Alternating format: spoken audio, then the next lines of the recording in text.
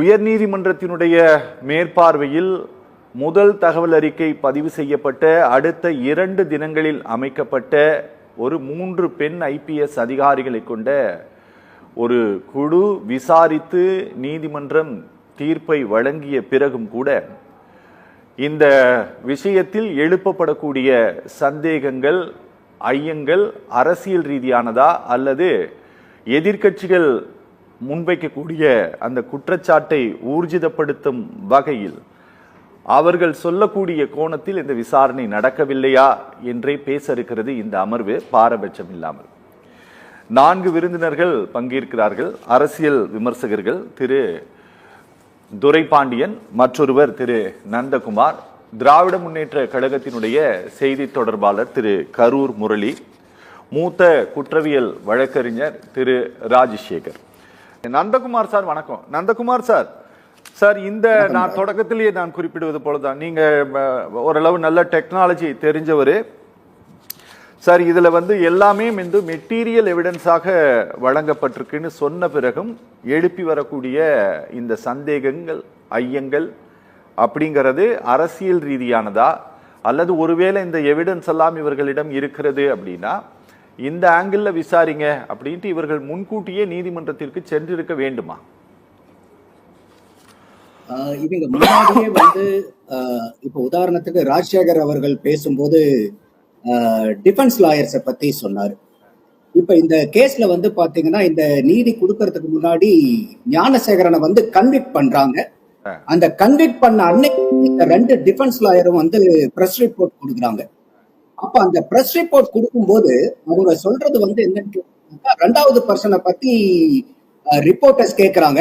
அப்ப அவங்க சொன்ன வார்த்தைகள் என்னன்னா, இல்ல இவர் ஒருத்தர் தான் குற்றம் சாட்டப்பட்ட நபரா கோர்ட்ல வழக்கு வச்சிருக்காங்க, அதனால இதுதான் விசாரணையில இருக்கு அப்படின்னு சொல்லிட்டு அந்த செகண்ட் பர்சனை பத்தி நாங்க விசாரிச்சோமா இல்ல வேற யாரும் இன்வால்வ்டா இருக்காங்களான்னு நாங்க விசாரணை பண்ணணுங்கிற எந்த ஒரு தகவலையும் அவங்க சொல்லல. அதோட ஒரு டிஃபென்ஸ் லாயரா இருக்கிறவரு இப்ப ராஜசேகர் சொன்ன மாதிரி அந்த அக்யூஸ்டுக்கு டிஃபெண்ட் பண்ணுமே ஒழிய அந்த இடத்துல அவங்க போலீஸை ரொம்பவே அப்ரிஷியேட் பண்ணாங்க. இன்னைக்கு ரொம்ப அருமையா போலீஸ் இந்த கேஸை அருமையா விசாரிச்சு இங்க கொண்டு வந்திருக்காங்கன்ட்டு. ஆஸ் இஃப் டிஃபென்ஸ் லாயர்ஸ் பூராமே பாத்தீங்கன்னா ப்ராசிக்யூஷன் தரப்புல இருந்து பேசுற மாதிரியே பேசிட்டு இருந்தாங்க. அடுத்தது அதுலயே இருக்கக்கூடிய one of the defence lawyer சொல்றாரு, இதுல 2 ஒரு கீ எவிடன்ஸ். அதுல ஒன்னு மொபைல் போன், இன்னொன்னு பாத்தீங்கன்னா அதுல வீடியோ. இது 2ஐயும் அடிப்படையா வச்சுதான் தீர்ப்பு கொடுத்திருக்காங்க அப்படின்றாரு. சொல்லிட்டு அவரே என்ன சொல்றாரு, அந்த வீடியோவை நாங்க கூட பாக்கலங்கிறாரு. இது நல்லா நம்ம ரொம்ப உற்று கவனிக்கணும். இன்னைக்கும் அவங்க பிரஸ் ரிப்போர்ட்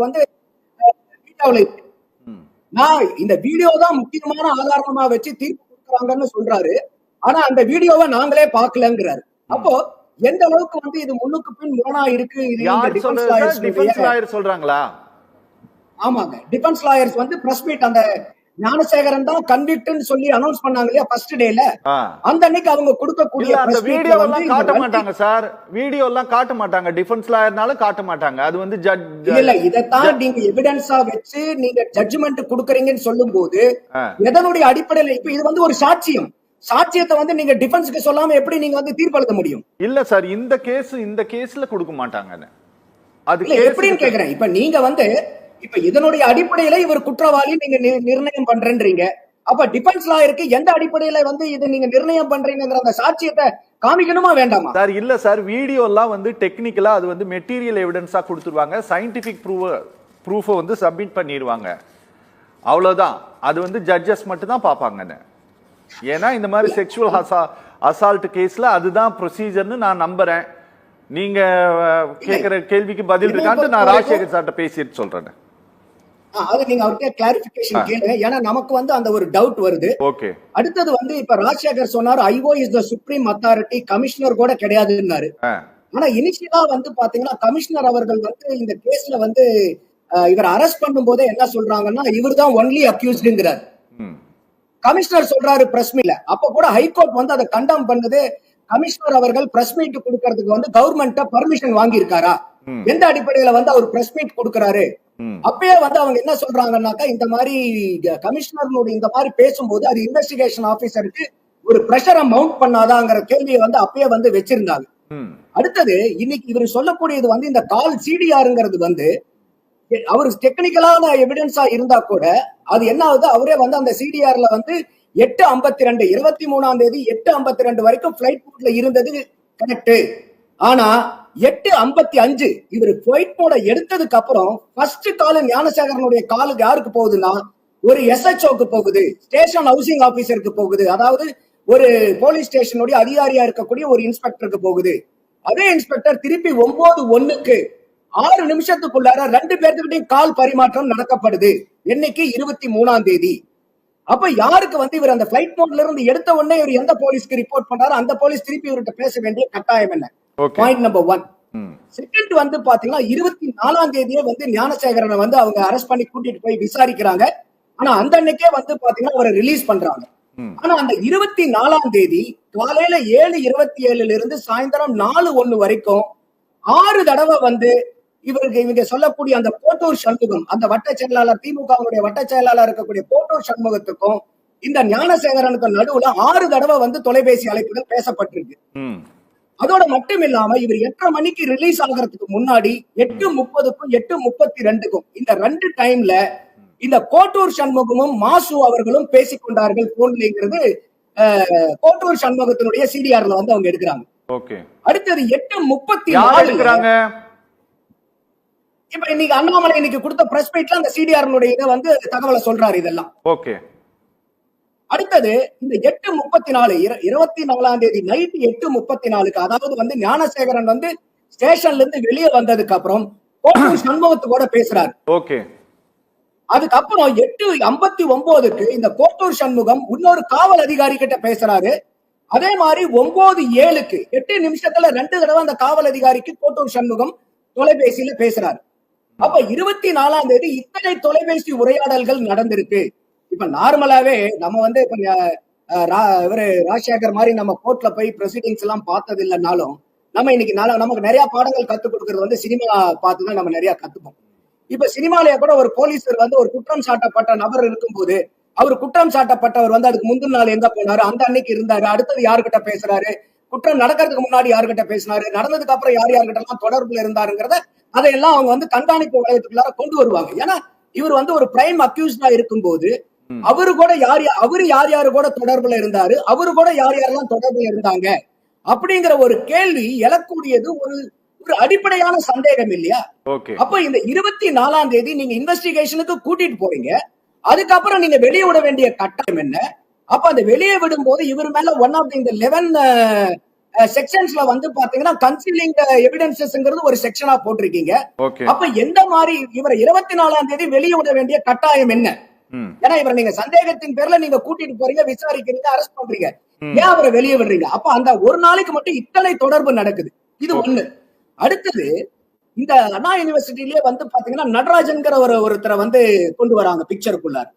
அந்த நடராஜன் யாருன்னா இந்த அண்ணா யூனிவர்சிட்டியினுடைய கேட்டுக்கு வந்தான கண்ட்ரோலும் ஆக்சஸும் இருக்கக்கூடிய ஒரு நபர். அவரு வந்து இந்த கோட்டூர் சண்முகத்துக்கூட 23, 24, 25, 26ஆம் தேதி டிசம்பர் மாசத்துல 13 தடவை தொலைபேசியில பேசியிருக்காங்க. அந்த குற்றம் செய்ய தேதி அடுத்தது 24ஆம் தேதி, 25ஆம் தேதி அரெஸ்ட் பண்ணது அதுக்கு அடுத்த நாள் 13 தடவை வந்து இந்த கோட்டூர் சண்முகத்துக்கும் இந்த நடராஜுக்கும் நடுவுல வந்து தொலைபேசி உரையாடல்கள் நடந்திருக்கு. அப்போ இதெல்லாம் தான் சர்க்கம்ஸ்டன்ஷியல் எவிடன்சஸ், நமக்கு சந்தேகத்தை கிளப்பக்கூடியது. அப்ப இந்த குற்றம் சாட்டப்பட்ட நபரை சுத்தி இவ்வளவு அதிகார வர்க்கத்துல இருக்கக்கூடியவங்க, ஆளுங்கட்சியில இருக்கக்கூடியவங்க, காவல்துறையில இருக்கக்கூடிய நபர்கள் வந்து இந்த இடத்துல இந்த பேசி இருக்கும் போது அவங்க எழுப்பக்கூடிய கேள்வி என்னன்னா, இந்த நபர்களை எல்லாம் நீங்க விசாரிச்சீங்களா? இப்ப ராஜசேகர் சொல்ற மாதிரி investigation is the officer is the supreme. But என்ன ஒண்ணுன்னா இந்த டிஃபென்ஸ் லாயர் சொல்லும் போது என்ன சொல்றாங்க, இல்ல ஞானசேகர் மட்டும் தான் ஒன்லி அக்யூஸ்ட், பிரைம் அக்யூஸ்ட்னு சொல்லிட்டு கோர்ட்ல வந்து அவரு மேலதான் கேஸ் ஃபைல் பண்ணி இருக்கு. வேற எந்த ஒரு நபரும், ஏன்னா இந்த டிஃபென்ஸ் லாயர் கொடுத்த பிரஸ் மீட்ல இருந்து நம்ம புரிஞ்சுக்கிறது என்னன்னா, அந்த ஞானசேகரனை தாண்டி வேற யாரு பக்கமுமே அந்த வந்து விசாரணை வந்து நீதிமன்றத்துல நடக்கவில்லைங்கிறதுதான் அவங்களுடைய பிரஸ் மீட்ல இருந்து தெரியுது. அதனாலதான் அண்ணாமலை அவர்கள் வந்து இந்த மாதிரி ஒரு சந்தேகத்தை எழுப்புறாரு. இவர் ஒரு கட்சியை சார்ந்த ஒரு ஆளு அப்படிங்கறத பத்தி நம்ம பார்க்க வேண்டியதில்லை.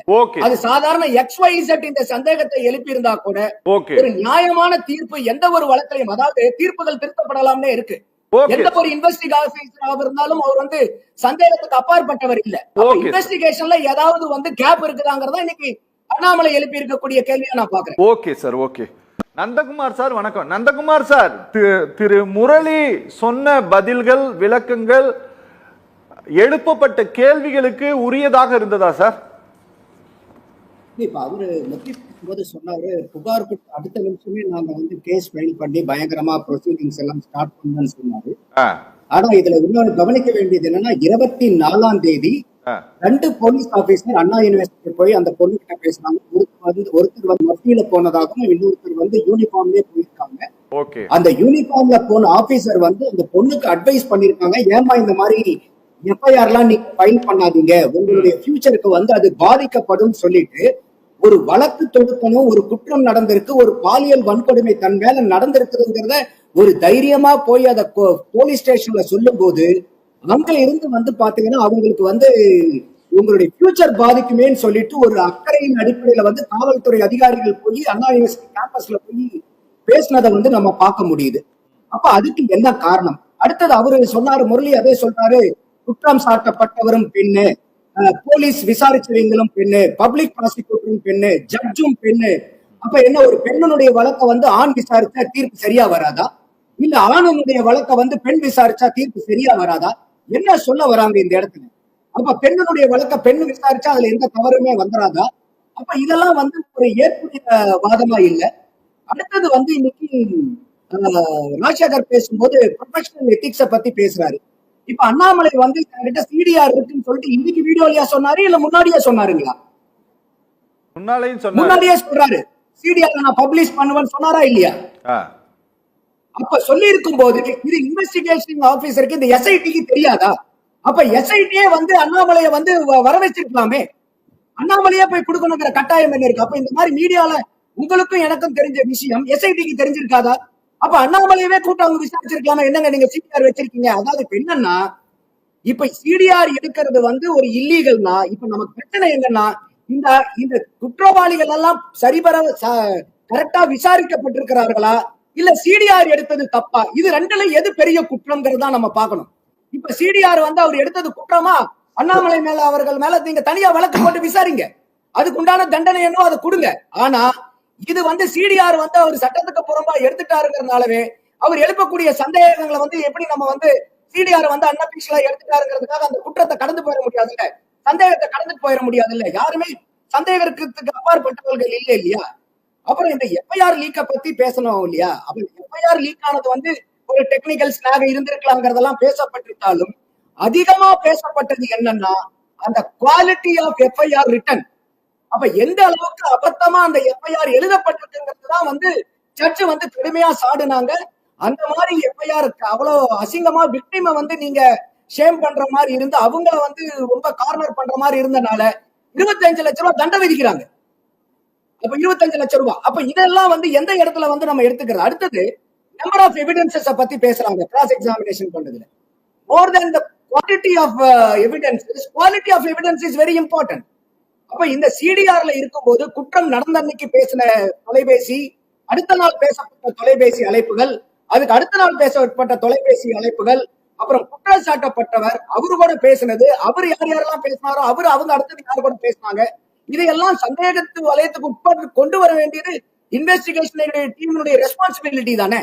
அப்ப ஒரு இன்வெஸ்டிகேஷன் ஆபீசர், ஒரு எஸ்ஐடி டீம் இருக்குன்னாவே இப்ப ஒவ்வொரு வழக்குகளும் ஒரு செஷன்ஸ் கோர்ட்ல இருக்குது, அதுக்கு மேல வந்து பாத்தீங்கன்னாக்கா உங்களுக்கு ஹைகோர்ட்டுக்கு போகுது, அதுக்கு மேல சுப்ரீம் கோர்ட்டுக்கு போகுதுன்னு எல்லாமே அந்த இன்வெஸ்டிகேஷன்லயோ அந்த ப்ராசிக்யூஷன்லயோ அந்த எதுலயுமே ஒரு திருப்தி இல்ல, அதுல குறைபாடுகள் இருக்குதுங்கிறதுனாலதான் அப்பீலே போறாங்க.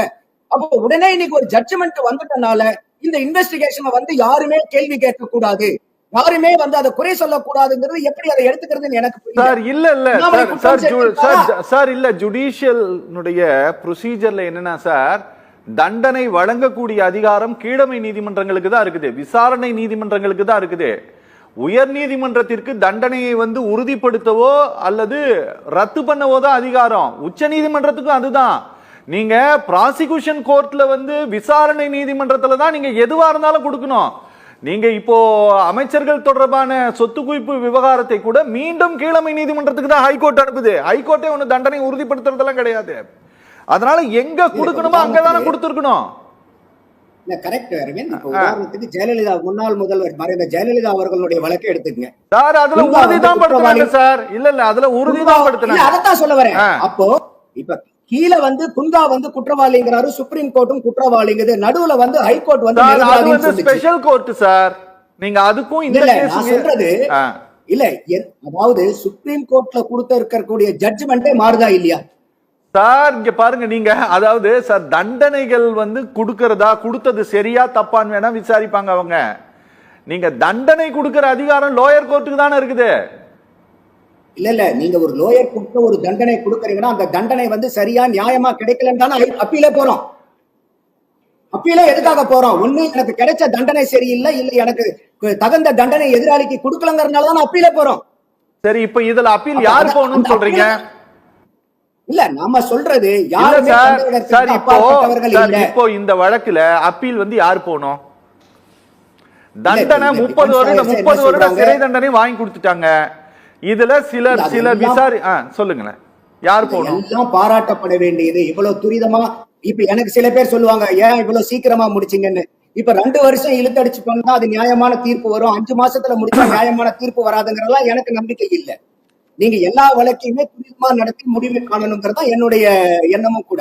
ஆனா எந்த இடத்துலயாவது இன்னைக்கு வந்து இப்போ வந்து ஒரு எதிர்கட்சியில இருந்து ஒரு அண்ணாமலை அவர்கள் ஒரு குற்றச்சாட்டை எழுப்புறாரு அப்படிங்கும்போது அந்த குற்றச்சாட்டு இன்னைக்கு பப்ளிக்ல இப்ப நம்மள மாதிரி ஆட்கள் பார்க்கும்போது கூட ஆமா இல்ல இந்த மாதிரி அவரு பிளைட் போர்ட்ல இருந்து வந்த அடுத்த 3வது நிமிஷமே அவர் வந்து ஒரு போலீஸ் அதிகாரியை ஏன் பேசுறாரு, அப்ப அந்த போலீஸ் அதிகாரி திருப்பி இங்க ஏன் பேசுறாரு, அப்ப இந்த மாதிரி பல கனெக்டிங் த டாட்ஸ் இங்க இருக்கும்போது இப்ப அவர் கேட்கக்கூடிய நமக்கே என்ன கேள்வி இருக்கு?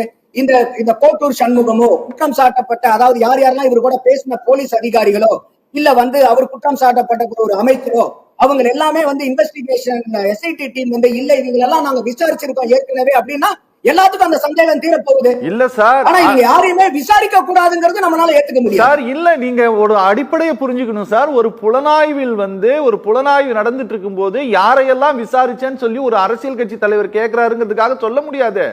அதெல்லாம் சொல்லணும்னு சட்டத்துல எங்கேயும் இடமும் கிடையாது. நீங்க கோர்ட்ல தான் சொல்லுவாங்க. அது ஒரு பாலியல் பலாத்கார வழக்குல இதை விசாரிச்சீங்களா விசாரிக்கலையா அப்படிங்கறதெல்லாம் கேட்கறதுக்கு தான் சார் கோர்ட் இருக்குது. அதெல்லாம் இங்க வெளியில இன்னைக்கு நம்ம உட்காந்து டிவியில உட்காந்து பேசுறதுனாலலாம் இதெல்லாம் ஒரு பெரிய ஒரு அழுத்தத்தெல்லாம் நீதிமன்றத்துக்கு கொடுத்துட முடியாது. கோர்ட் தான் சொல்லணும், கோர்ட் தான் கேட்கணும். இவர்கிட்ட எதுக்கு சொல்லணும்? கேள்வி எங்கிருந்து வருதுன்னா அந்த டிஃபென்ஸ் லாயர்ஸ் கொடுத்திருக்கிற பிரஸ் மீட்ல இந்த ஞானசேகரனை தவிர வேற யார பத்தி அந்த கோர்ட்ல வந்து விசாரிக்கப்படலங்கிறாரு. ஏன்னா இவருதான் குற்றவாளி, நாங்க கேஸ் ஃபைல் பண்ணிருக்காங்க, போலீஸ் வந்து எக்ஸலண்டா இந்த கேஸ வந்து இன்வெஸ்டிகேஷன் பண்ணி கோர்ட்டுக்கு கொண்டு வந்திருக்காங்கன்னு டிஃபென்ஸ் லாயர்ஸ் போறாங்க. சரி, ஓகே. அந்த டிஃபென்ஸ் லாயர்ஸ் கோர்ட் வந்து டிஃபென்ஸ் லாயர்ஸ் ஒண்ணு வந்து இன்னைக்கு இருக்கக்கூடிய லாயர்ஸ் பூரா நான் அப்ரிஷியேட் பண்றதுன்னா யாருமே இந்த குற்றவாளிக்காக ஆஜராகல. ஓகே. இந்த ஹைகோர்ட் தான் வந்து இந்த கோர்ட் தான் வந்து இந்த டிஃபென்ஸ் லாயர்ஸ் வந்து அப்பாயிண்ட் பண்றாங்க. அப்ப எப்படிப்பட்டதா இருந்தாலும் இந்த டிஃபென்ஸ் லாயர்ஸ் டியூட்டி இல்ல. ராஜசேகர் ப்ரொஃபஷனல் எத்திக்ஸ் பத்தி பேசுறாரு இல்லையா? டிஃபென்ஸ் லாயர்ஸ் உடைய ப்ரொஃபஷனல் எத்திக்ஸ் என்ன? சார் அது வந்து டிஃபென்ஸ் லாயர் வந்து நீங்க இப்ப ஞானசேகரனுக்காக இப்ப பேசுறீங்க இல்ல நான் சொல்றது சார். அது அவர்களுடைய சார், அவங்க வந்து நாங்க உயர் நீதிமன்றத்துக்கு நாங்க அப்பீல் போக போறோம்னு சொல்லிட்டாங்க. நீங்க அவர்கள் ஏன் இந்த நீதிமன்றத்துல இந்த இவங்களெல்லாம் விசாரிக்கலன்னு அவங்க கேட்கலன்னு நீங்க கேக்குறீங்க, அப்படிதானே? கரெக்ட். என்ன காரணம்னா சார் அது அவங்க தான் சார் கேட்கணும். இல்ல அதான் சொல்ல வரேன். அப்ப இப்ப அவங்க கொடுக்கிற பிரஸ் மீட்ல என்ன சொல்றாங்கன்னா இவரை தவிர வந்து யாராவது அடுத்த சார்னு எல்லாம் பேசுறாங்களே, அடுத்தது வந்து அந்த நபரை பத்தி யாராவது பேசுனாங்கன்னா அதுக்கு எந்த விதமான பதிலும் இல்ல.